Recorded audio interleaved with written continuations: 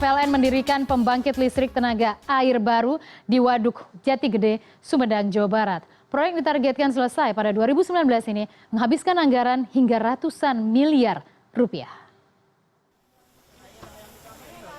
Untuk memaksimalkan manfaat Waduk Jatigede di Sumedang, Jawa Barat yang dibangun Kementerian Pekerjaan Umum dan Permukiman Rakyat, perusahaan listrik negara saat ini sedang mendirikan pembangkit listrik tenaga air (PLTA) dengan kapasitas produksi listrik 2 kali 55 MW.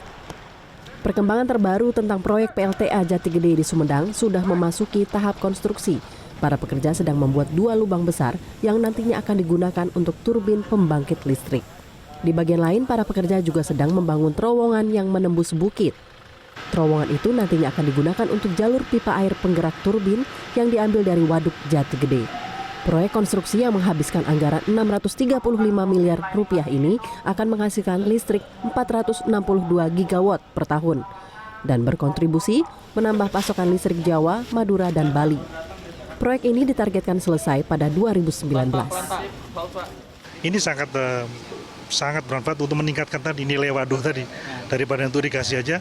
Tadi yang ditanyakan Mas tadi ini bisa menghasilkan 462 GWh. 462 GWh itu kalau kita pakai untuk 200 kWh aja, masyarakat itu sudah 200.000. Untuk masyarakat yang misalnya menggunakan 300.000 per bulan gitu ya, dia sudah bisa 200.000 masyarakat. Pada 2016 beban puncak PLN cukup tinggi, yakni 25.055 MW. PLN juga mengungkapkan keuntungan mereka turun dibandingkan periode sama di tahun 2015. Risa Aida, CNN Indonesia.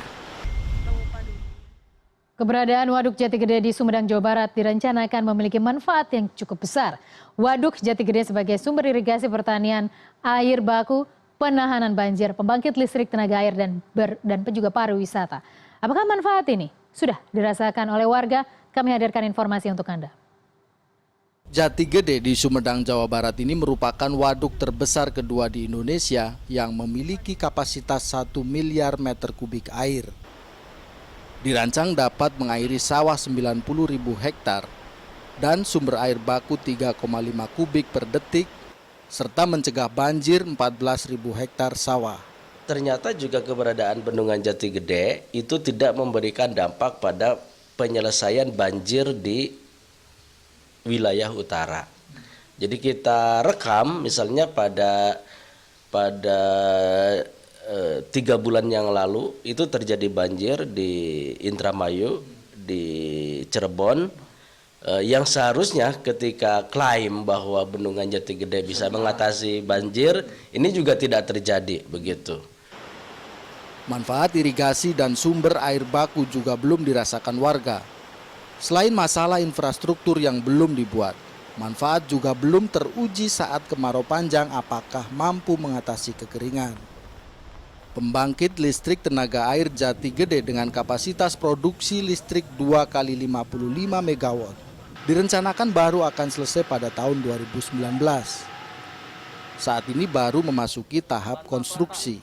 Ini sangat bermanfaat untuk meningkatkan tadi nilai waduk tadi daripada untuk irigasi aja.